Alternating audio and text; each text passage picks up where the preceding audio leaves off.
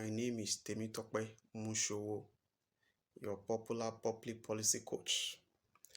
I want to speak on 5 reasons why some lawmakers don't get re-elected, because I'm aware assemblies are going to be proclaimed across the country in a matter of days, both at the state level and at the national level. And I have seen lawmakers who are so vibrant, who will have made meaningful contribution to the House. I didn't be that they have the opportunity of staying back in the House, who doesn't get re-elected. I'm pained by interesting lawmakers, vibrant lawmakers who don't get re-elected back to the House. And what people do not know is that it is a lose-lose situation for lawmakers when they don't get back to the House. It is a lose-lose situation even for their constituents. It's a lose-lose situation even for the House. For the lawmaker, he ceases to enjoy all the benefits that comes with that office. For his constituents, they also don't get what they are supposed to get, because there are certain things you can attract to your constituency except you are a principal officer in the House. What the Speaker of the House or the Deputy Speaker is going to attract to his constituency, ordinary member may not be able, or a first timer may not be able to attract such. And for you to be a principal officer in the House, when you are a ranking member, you stand a better chance of being a principal officer in the House. That is why legislative, and that is why it is a lose-lose situation even for your constituents when they don't re-elect you to come back. The same thing for the House. The House also loses in the sense that so much has been spent to train that lawmaker. Lawmakers go for training both locally and internationally. They attend workshops, seminars, conferences with state funds so that they'll be able to do their legislative business effectively. But after 4 years, somebody is going on with this training. He doesn't have that opportunity to bring to bear all the experiences he has gathered over the last 4 years, because he's not returning back to the House. So everybody loses when a lawmaker don't get re-elected. And that is why in advanced democracy, like America, you see their senators spending 30 years, 40 years in the House. Yes, there are lawmakers that spend 49 years, 48 years, 46 years in the American Parliament. A particular lawmaker in American Parliament spent 49 years. Yes, 49 years. Senator Daniel Inu. Senator Daniel represented lower states in American Congress. He spent 49 years from 1959 to 2012. He left the House in 2012. The same thing with Senator Strom Thurmond. Senator Strom Thurmond spent 48 years as a member of American Senate. This was a man that that became a lawmaker since 1954 and left the House at the age of 100 years in 2003. This particular man, Senator Strom, spoke for 24 hours, 18 minutes, conducting a filibuster just to block a bill, a Civil Rights Act Bill of 1957. Somebody speaking for 24 hours, 18 minutes. Imagine that kind of legislative experience that is bringing to bear. These are the reasons why these people do better when it comes to vibrancy, when it comes to robust debate in the House, because they have gathered experience over the years. So this speaks to imperative of legislative experience. A House that is full of experienced lawmakers, it's likely going to be a vibrant House with robust debates. And that is why we can't afford to use state funds to train lawmakers for 4 years and the lawmaker don't get back to come and put to use the training, the experience he has gathered over the last 4 years. The same thing happens in advanced democracy like Britain. You remember Winston Churchill, one of the very renowned British Prime Minister. He spent 62 years cumulatively in the British Parliament before he later became the British Prime Minister. And his achievement as a British Prime Minister still resonates through ages. That is what legislative experience can do for anyone. And that is why I want to share on 5 5 reasons why lawmakers don't get re-elected. And I need you to help me share this video. Let it get to your lawmaker, let it get to your House of Assembly member, let it get to your senator, let it get to your House of Reps member. Let it also get to even aspiring legislator. Let it be shared on your group chats. Help me share it. Let it go viral. Because it is not the best when lawmakers are trained with state funds and yet they don't have that opportunity to put the training, the experience they have gathered over the years to use in terms of oversight function. When an experienced lawmaker goes on oversight function, there is hardly anything the MDAs can hide from him because he will beat them to the game by the virtue of his experience. That's the truth.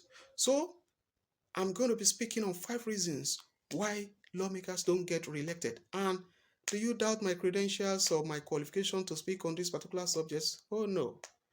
I've got enough experience to speak on this as a journalist, a political correspondent who has covered election in virtually all the parts of this country, who has covered the legislative house, both at the state and at the national level. I've got years of experience working closely with lawmakers, so I know what it is to get re-elected. In the same vein, I've got that education in that direction. My undergraduate degree, my postgraduate degree, as well, them do it. Whatever it is, whoever has genuine request, genuine demands that you have the financial wherewithal to meet, why not? And if it's something that you can't do, but you know somebody you can influence to do it for them, why not? This era of our people, you see, you went to them when you were campaigning for election and you asked for their votes. They voted for you. So some of them even contributed to your success at the election, to your victory at the election, with the belief that when you win the office, they are going to enjoy the benefit with you. So these people, you can't push them aside now that you have achieved your aim. So you need to make sure that you always listen to these people. If you can't afford a constituency office, be strong on social media and train your heads how to handle your social media. Let your social media handler be polite. When people reach out to you through your social media handles, let them be polite. Even when they make complimentary comments, when your constituents make uncomplimentary comments, don't because of that yank them off or attack them. No, train your aides or your social media handlers to be polite. I understand that sometimes people abuse this thing, but then let it be their own fault. Let it not be that you are the one that is evasive. Let it not be that you are the one that is not reachable. As a matter of fact, most of the time when you think people are calling you or coming to see you because they want money, it doesn't happen that way. There are people who are just comfortable with the fact that you are approachable. There are people who just want to see you and brag and have that bragging right that I was with my lawmaker yesterday, and that's all they wanted. That bragging right that I was with Honorable so and so yesterday, without even collecting any money from you. So you can't afford to be evasive from the people. And lastly, let me share on the last point, which is a poor understanding of the politics within the house. A lot of time when we are talking about re-election, most lawmakers look in the direction of their constituents or in the direction of the party leaders. How about your fellow lawmaker? Your fellow lawmaker can actually determine if you are coming back to the next assembly or not. You know why? The moment election is over and people assume office, politicians, especially in Nigeria, the next thing they are thinking about is the next election. So when the house is inaugurated and you are there in the house, the moment they complete um, all the power sharing for that particular assembly, the next thing they are thinking about is the next assembly. They are calculating in their mind, okay, in the next assembly, oh, I will be a ranking member by then, at least as a second timer or third timer. By then, I should be be able to get a particular principal office. And they are thinking, okay, the governor is coming from so senatorial district, is coming from the west, then the speaker is coming from the south senatorial district, then the deputy speaker is likely going to be zoned to our own senatorial district, and if it is zoned to our own senatorial district, it might likely be micro-zoned to our local government. And this, if this position is zoned to our local government, we are going to be two of us will be contending for this, and this other person stand a better chance of getting this position. The plotting starts. They start plotting against you so that you don't come back in that next assembly. Yes, there are lawmakers who will leave their own constituency during the election and go and spend millions of naira to ensure that another lawmaker don't come back, because they see that lawmaker as a threat to their ambition in the next assembly by the virtue of political calculation. So your fellow lawmaker can actually determine your fate, can actually determine if you are coming back or not. And that is why you need to pay attention to the politics within the house. The politics within the house, you need to pay close attention to it. Yes, let me just stop there. These are just 5 reasons why some lawmakers don't get re-elected. Number 1 is hiring wrong aides. Number 2 is inaccessibility to the people. Number 3, lack of understanding of political sociology of their constituency. Number 4 is the poor understanding of the politics within the house. And number five is the not playing, not being sensitive to the plight of the people. When you're not sensitive to the plight of people, you are saying, my function is just to make law, to do my oversight function, and to do honorable, you are not likely going to come back. You are not likely going to come back if you continue that way. I'm not talking about other external variables that is actually beyond your control. Of course, there are some external variables that are actually beyond your controls, beyond these 5 points that I've mentioned, like the kind of system they operate in your constituency. There are certain constituencies where the position, the seat, the seat is rotated among different communities.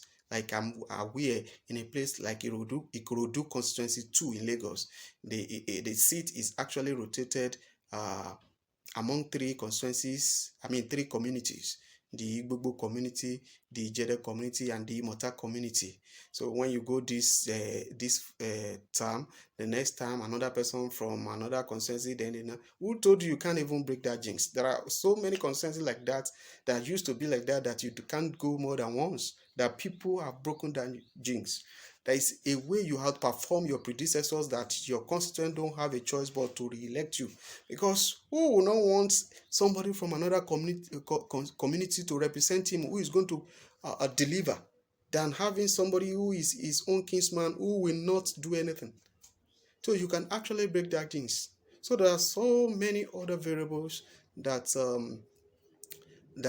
beyond these 5 points that can make a lawmaker. Maybe some other times I'm going to be talking about that. So this is these are the 5 reasons why lawmakers don't get re-elected. I'd like you to share this video. Once again, my name is Temitope Mushowo, your public policy coach.